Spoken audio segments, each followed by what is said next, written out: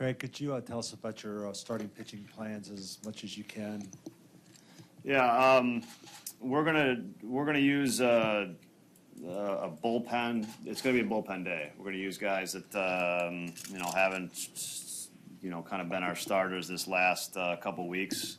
So we're gonna use a bunch of different guys and still deciding on exactly the order of that scenario. Richard.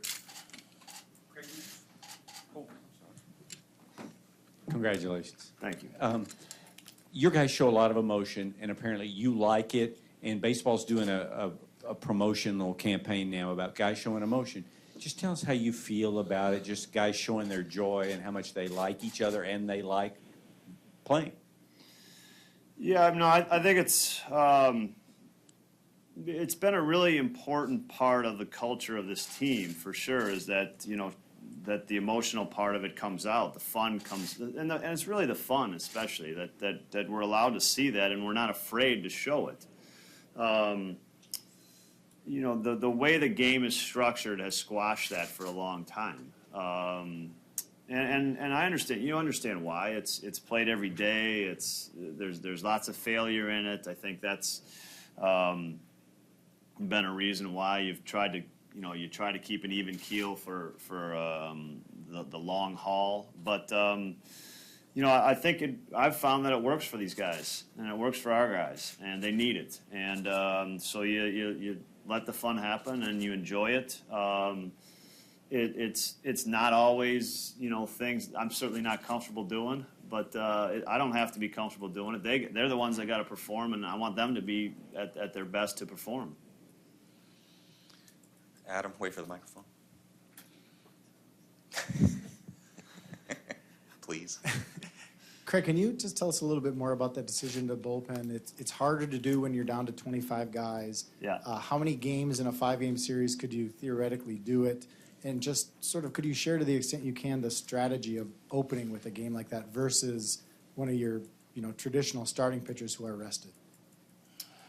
Well, everybody is rested. That's the first thing. We're all rested. And I think for our team, we have largely we're trying to get away from what the word starter and reliever means, and that's how we're going to get through the postseason. I think we really think when we're going to put together our pitching staff for this series.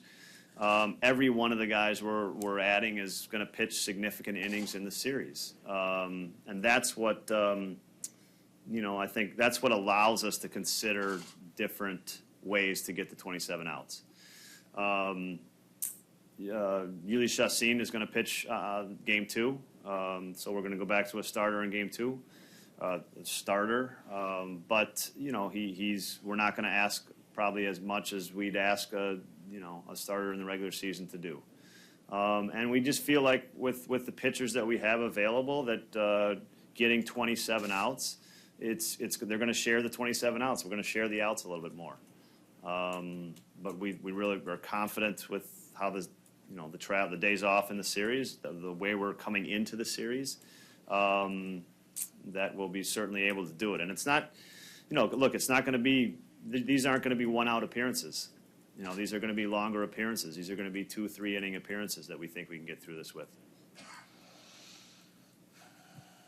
Craig, can you talk a little bit about the influence that guys like Moustakas and Cain and Granderson have had on this team, having been through a long postseason run before? Well, their biggest influence is that they've, I think they've played well. That's their biggest influence. I think, for players, experience is a great teacher. And for all of us, experience is a great teacher. And so, these are guys that have used the experience to their advantage. I think their games, especially when you think about Lorenzo Cain, I think his game is so suited. He's obviously a brilliant player, but it's so suited for this type of game where, you can expect the pitching. You're going to get to see the best pitchers. It's a lower run scoring environment. I think contact is more important. And so he's a guy that's able to get on base, makes a lot of contact. He's handled these situations well. But probably the biggest strength for these guys is that they're comfortable in their own skin. And I think when you get into pressure situations, that's when we tend to, there's the bigger chance to change who we are. And these guys, through experience, they're comfortable with what they do. They know what they're good at. They're not going to get out of their process. And that's a recipe for success. And it's really a recipe to take your game to a higher level in these circumstances. Or that it's important for Josh Hader to have rest. And considering you're doing a bullpen day, how do you think you're going to handle using him? And Curtis Granderson also mentioned that he doesn't believe that rest necessarily is something that's as important for the postseason because guys come out of the gate ready to go. How do you relate that comment to a guy like Hader who needs rest? Yeah, I think, I think, look, you're going to apply different rules when you're on to games that, it's win or go home, for sure. We have to put our players in the best position to succeed, knowing them and knowing what hopefully what makes them tick a little bit and what allows them to have success and what we've learned from the past. We're going to take that. There's not going to be hard and fast rules on how we're going to use any of our pitchers. But and we know the rules change in this environment. They will change. Rules that we've used in the past may change. But we also, I want my guys to be successful, and I want Josh to be successful. And we've had a pretty good recipe to make him successful, and we'll consider that when we make these decisions. Tom? That was pretty much saying nothing, but it's Craig, you were here in 08 and 11. How does this team compare to those in terms of a playoff potential, do you think? Yeah, it's hard to look back a little bit that far, but I think they're different makeups. I mean, every team has different strengths, so we win in different ways than those teams won, and that's perfectly fine. We just have to say it's just going to be different, and I think that's part of what we're talking about here. Is this is a different team, and we got to take advantage of what our players are good at and what their strengths are, and how collectively we are strong. Those were different teams for me. Different types of teams for sure. I think this is a team we're built on depth.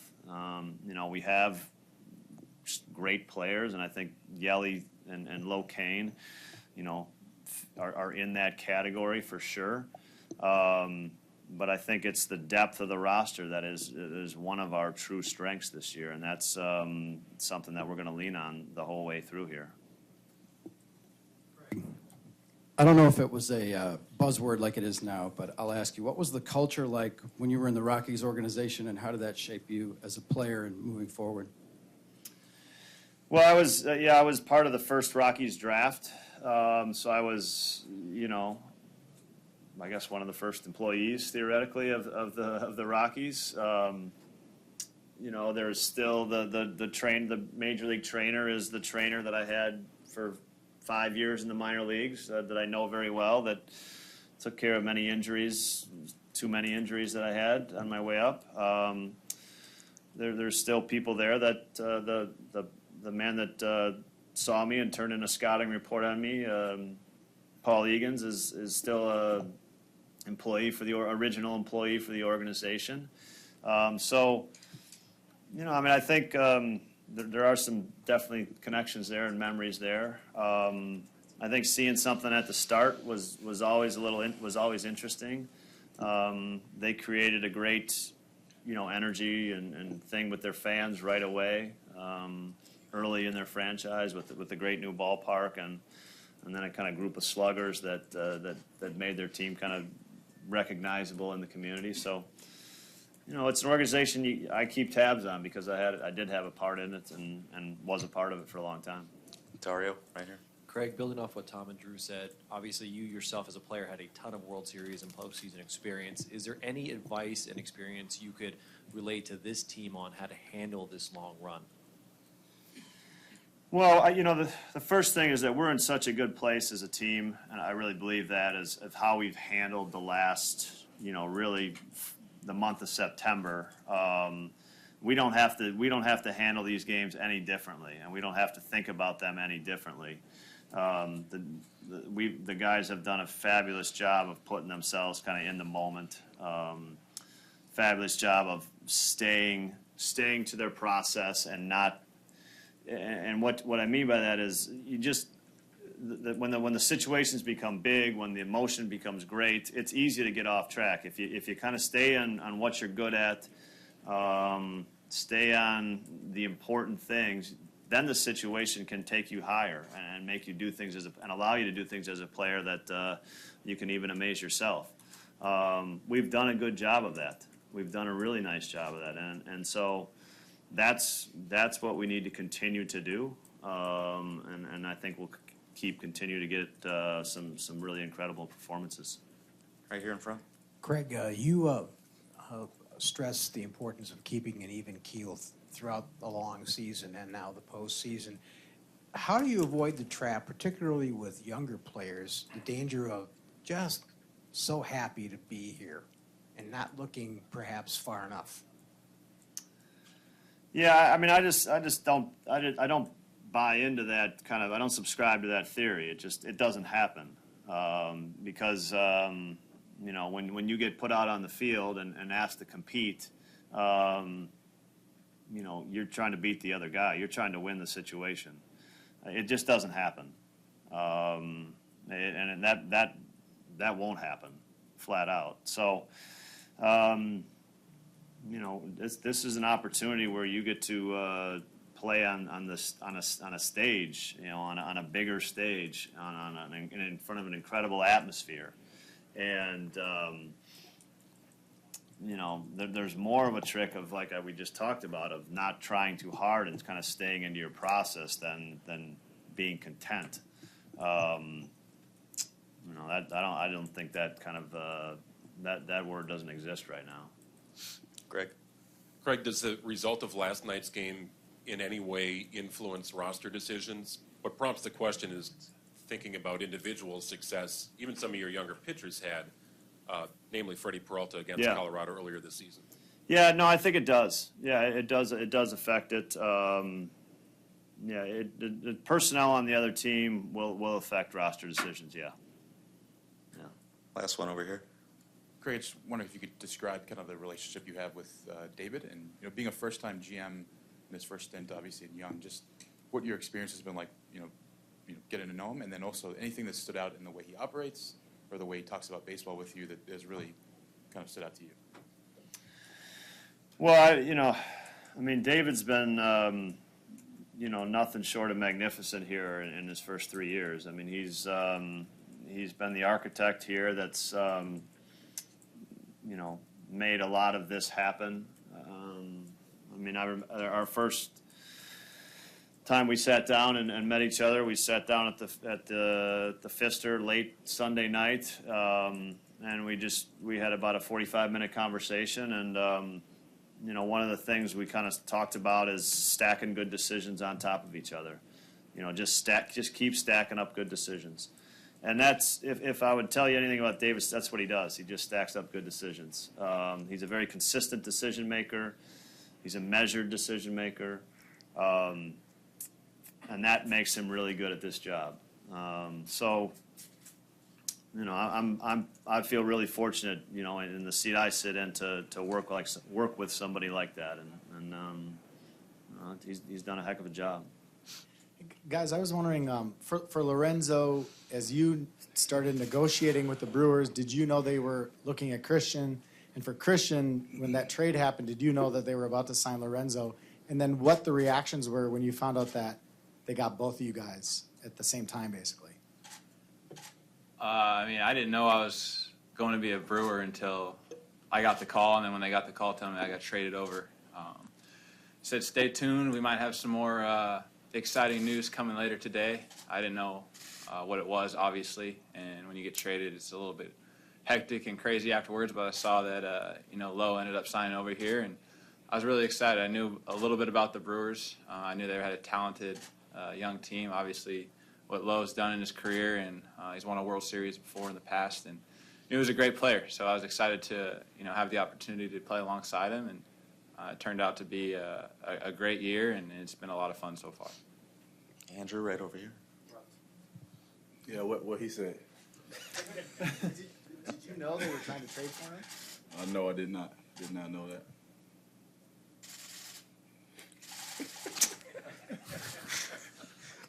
Lowe doesn't like this very much.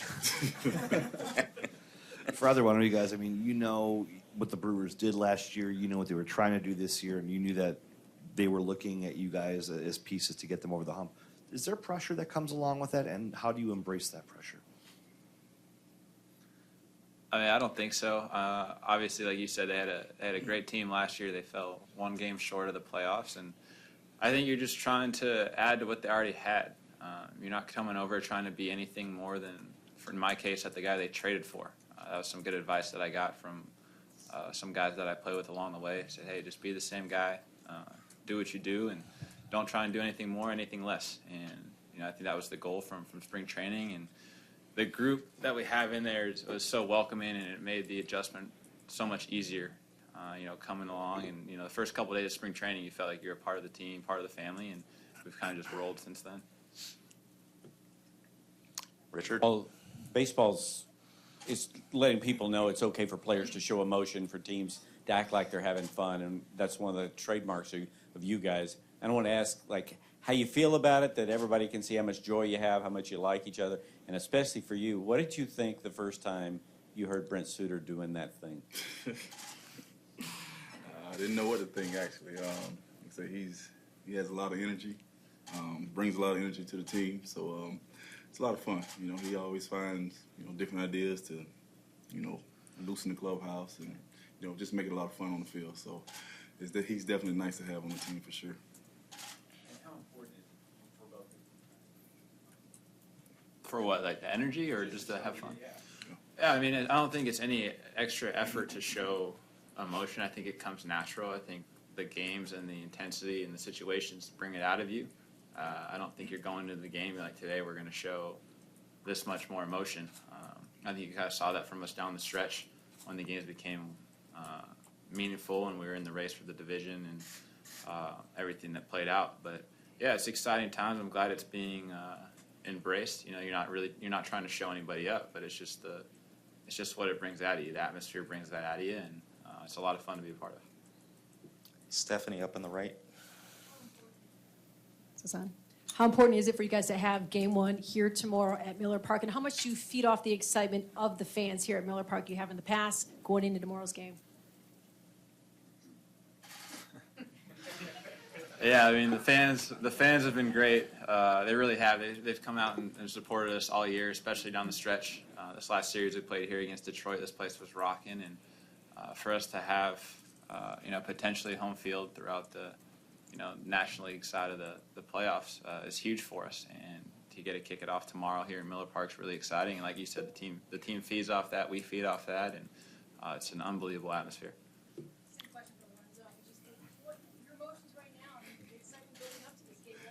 It's a lot of fun. Like I say, the fans bring the energy. It definitely rubs off on us, and we try to go out on the field and get it done. So we'll bring some energy. We'll be ready to go, and hopefully go out and get a win.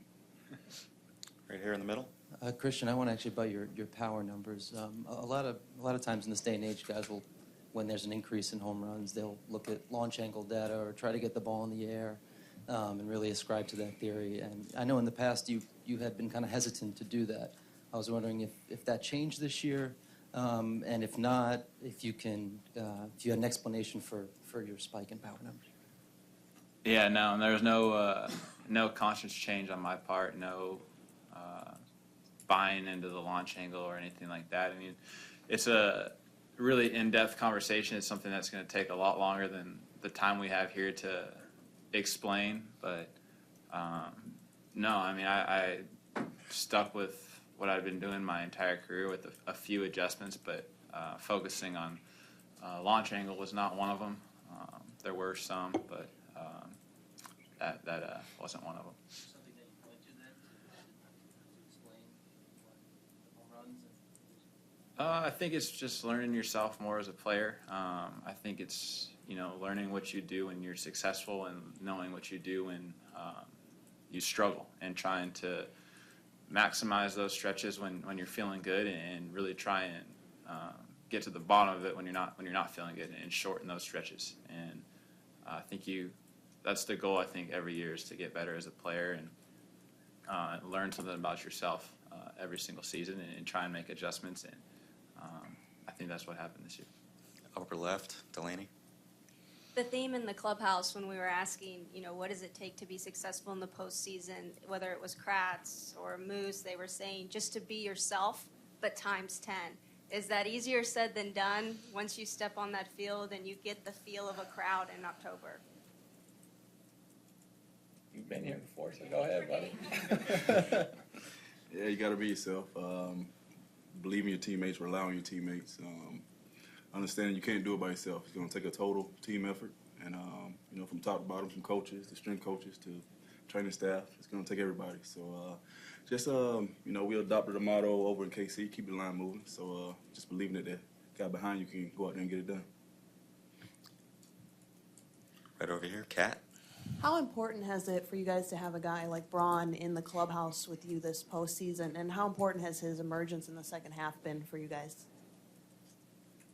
Yeah, I mean, he's been here before. He's been in this organization for a really long time, and I think we just, as a team, we really tried to put it in perspective in the second half, especially down the stretch of focusing on one game at a time and not getting caught up in the big picture, how far out of the division we were, or what we had in front of us, and we were just focused about, hey, let's just win today or tonight and control what we can control and see how many of these things we can string together in a row. And then when it gets down to the final push, the little sprint at the end, we'll see where we stand. And that's what happened for us here in the second half. And Bronny, like you said, was a big part of that. And, we're going to need him here going forward in October. Oh, Sophia. Lo, you've won the World Series before. You know it. I'm going to make you talk. You've been here before, and you know what it takes to win the World Series. But what gives you the confidence that this team has what it takes to do the same thing? A lot of fight, a lot of heart. Guys willing to do what it takes to find a way to win. Like I said, we've been battling all year long. We're out of it back a few games, in September, and we found a way to, win the division. So that just speaks for itself. And, we believe in ourselves, trust in ourselves, and I think we can go out there and make a good run. Tom, last one. Lo, in KC, you guys had those three great relievers that locked down games at the end, and here they use it even more. They use 4 or 5. The starter sometimes leaves after 4 innings. They won't even name a starter for tomorrow. If you know who it is, we'd love to hear it. What's it like to see a pitching staff operated like that, and it seems to be the key to this team's success? It's nice to have, understanding, once our starters out there after maybe 5, 6 innings, to have a lockdown bullpen like that is definitely needed in the playoffs. A lot of great hitters. So those guys have been doing an outstanding job all season long. We've been relying on them a lot this season. So they've definitely been worked a lot. But at the same time, they're ready to go. And we're going to continue to rely on them for the rest of the stretch. So we'll see what happens. But those guys have been fantastic. One more, Adam. I also have a question for Lorenzo. Not playing in the same league as Christian, what did you know about him as a player? And then early in those, spring training BPs or whenever it was when you started to see the kind of player he was, what impresses you about him? Yeah, I didn't really know much about him. Being in the AL for so long, but I could tell first day of spring training, just watching his swing, how consistent it was, driving the ball to all fields. He's long and lanky, and he has power to all fields. And like I say, day in and day out, I get a chance to watch it. and it's definitely impressive. So he shows up every day, and you guys have seen it all year long. He's been dominant out there, so definitely nice to have him on our team.